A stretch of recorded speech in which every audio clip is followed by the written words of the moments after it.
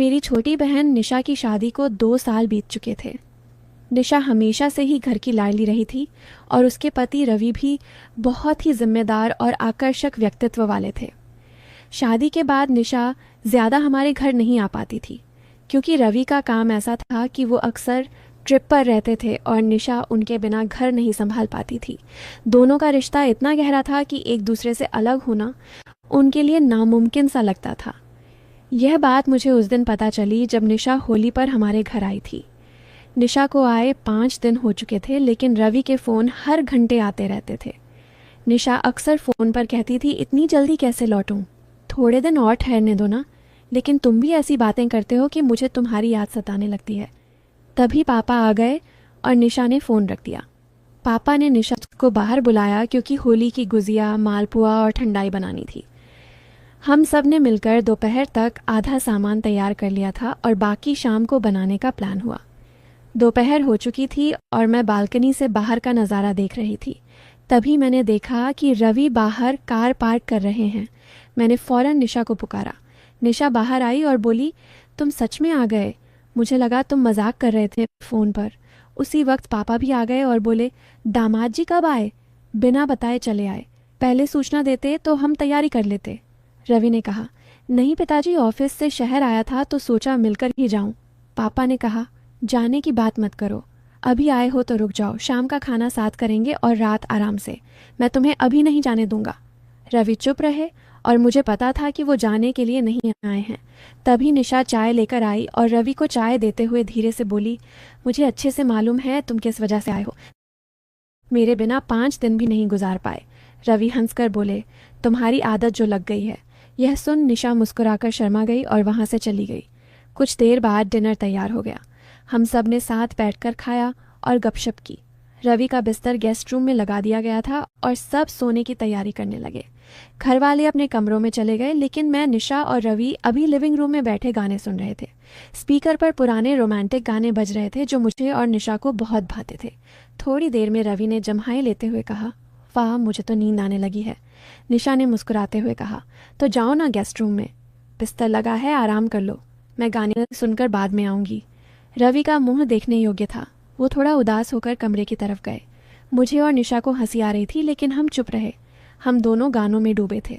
कुछ समय बाद निशा ने मुझसे कहा, बड़ी मुझे भी नींद लग रही है, मैं सोने जा रही हूँ। मैंने कहा, निशा, अगर तुम चली गई तो मुझे अकेले अच्छा नहीं लगेगा। तुम जानती हो ना, रात में अकेले बोर हो जाती हूँ। निशा रुक गई और बोली, ठीक है, थोड़ा और रुकती हूँ। उसी समय रवि ने कमरे से आवाज़ दी, निशा, मुझे ठंड लग रही है, कंबल चाहिए। निशा ने कहा, रुको बड़ी, मैं रवि को कंबल देकर आती हूँ। मैंने कहा, ठीक है, लेकिन जल्दी लौटना। निशा नेरिया अलमारी से कंबल लेकर रवि के कमरे में गई। मैं सोच रही थी अभी आएगी, लेकिन 10 मिनट गुजर गए और घर में सन्नाटा था। डर के मारे मैंने निशा को पुकारा। थोड़ी देर में निशा कमरे से निकली। उसकी सलवार थोड़ी उलझी हुई थी, बाल सांवरे थे और सांसें तेज चल रही थीं। मैंने चिंता से पूछा, निशा, इतनी देर क्यों लगी? मुझे बोर हो रहा था। निशा ने हंसकर कहा, अरे कुछ नहीं, तुम्हारे जीजू को बहुत ठंड लगी थी, इसीलिए कंबल ओढ़ाने में वक्त लग गया। तभी रवि कमरे से निकले और बोले, अरे मेरा वॉलेट कहीं गिर गया है, क्या तुम ढूंढ दोगी? निशा ने कहा, ठीक है, देखती हूँ, तुम यहीं रहो।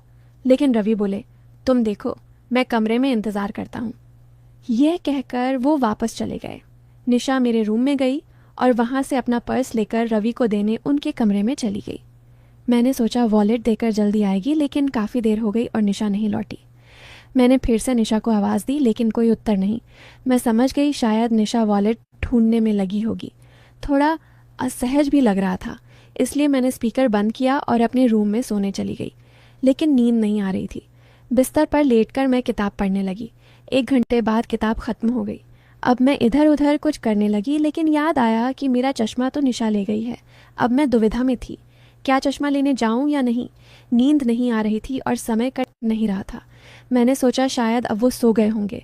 मन में विचार आया कि आजकल के लोग कितनी जल्दी थक जाते हैं, लेकिन कुछ रिश्ते ऐसे होते हैं जहां अलगाव मुश्किल लगता है। मैं सोचने लगी कि एक बार जाकर देख लूं कि रवि सोए हैं या नहीं, लेकिन यह ख्याल मन में घूम रहा था कि कमरे में जाना ठीक होगा या नहीं। मुझे असमंजस हो रहा था और अकेलापन सता रहा था। आखिर मैं चश्मा लेने के लिए निशा और रवि के कमरे की ओर चली। जैसे ही दरवाजे पर पहुंची वो अंदर से लॉक था। खिड़की भी बंद थी, लेकिन कमरे से हल्की सी रोशनी बाहर आ रही थी जो पर्दे से झांक रही थी। मैंने सोचा जाग रहे होंगे। कुछ पल रुकी, फिर निशा को पुकारा। पहली बार कोई जवाब नहीं, दूसरी बार फिर पुकारा। तब निशा की आवाज़ आई। क्या हुआ? इस वक्त क्यों डिस्टर्ब कर रही है? मैंने कहा, निशा वो मेरा चश्मा अंदर रह गया है, किताब पढ़नी है। रवि सो गए हों तो चश्मा दे दो। निशा ने थोड़ी झुंझलाई आवाज़ में कहा, अरे नहीं, सोए हैं। तुम्हारे जीजू को नींद आने में टाइम लगता है। अभी तो बातें चल रही हैं, तुम जाकर आराम करो, डिस्टर्ब मत करो। मैंने कहा, निशा बस 5 मिनट के लिए चश्मा दे दो, मैं जल्दी पढ़ लूँगी। निशा ने कहा, ठीक है, ले आती हूँ, तू अपने रूम में जा। मैं अपने कमरे लौट आई। कुछ देर बाद निशा चश्मा लेकर आई और बोली, ले तेरा चश्मा, अब डिस्टर्ब मत कर। जैसे ही मैंने चश्मा लिया मेरी नज़र निशा पर पड़ी।